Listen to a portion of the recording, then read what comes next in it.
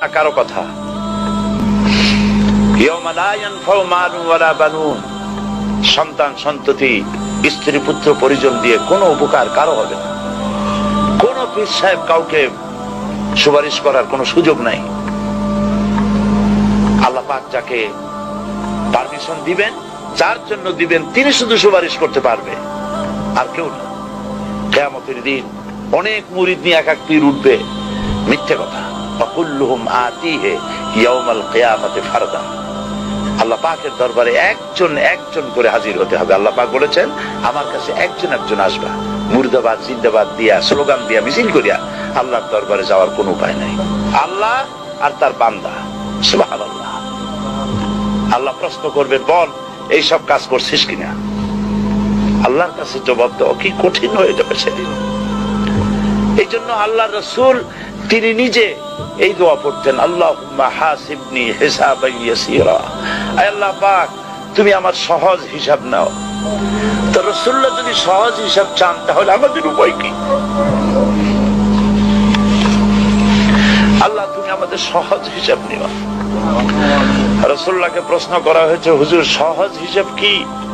হুজুর বলেছেন, আল্লাহ যাকে মাফ করতে চাইবেন তাকে একটা পর্দার আড়ালে নিয়ে যাবেন, জিজ্ঞেস করবেন, এই বান্দা এইসব কাজ করছো? এখন আল্লাহ জিজ্ঞেস করতেছেন, সে তো ভয়তে অস্থির হয়ে যাবে, কেন্দ্রে পাগল হয়ে যাবে। আল্লাহ করে ফেলছি, আমার মাফ করে দাও।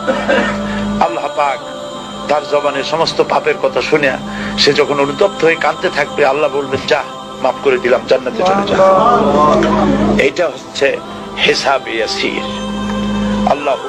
আল্লাহুম্মা হাসিবনি হিসাবান ইয়াসীরা। কাবা শরীফ মানুষ যখন তাওয়াফ করে, এই তাওয়াফের ষষ্ঠ তাওয়াফে একটা দোয়া আছে। এই দোয়া আমি যখনই পড়ি আমি চোখের পানি রাখতে পারি না। ষষ্ঠ চক্করে একটি দোয়া আছে। দোয়াটা হচ্ছে, আল্লাহুম্মা ইন্না আলাইয়া হুকুকান কাসীরান ফীমা বাইনি ওয়া বাইনাক। আয় আমার রব, তোমার সাথে আর আমার সাথে অনেক দেনা পাওনা আছে, আর তোমার বান্দাদের সাথেও আমার অনেক দেনা পাওনা আছে। তা আমি তোমার বান্দাদের কাছে যে বিষয় ঋণী আছি, সেই ঋণ পরিশোধের জন্য তুমি আমাকে যোগ্যতা দাও, পরিশোধের তৌফিক দাও। আর আমার কাছে তোমার দেনা আছে, তা আমার কাছে তোমার যে দেনা আছে সব দেনা তুমি শোধ করে দিয়েছো। আমার চোখ দিয়েছো, মুখ দিয়েছো, কান দিয়েছো, স্বাস্থ্য দিয়েছো, বউ দিয়েছো, বাচ্চা দিয়েছো, টাকা দিয়েছো। আমার কাছে সৃষ্টি করে তোমার যা দেনা ছিল তুমি সব তো শোধ করে দিয়েছো, কিন্তু তোমার দেনা তো আমি কিছুই শোধ করতে পারি।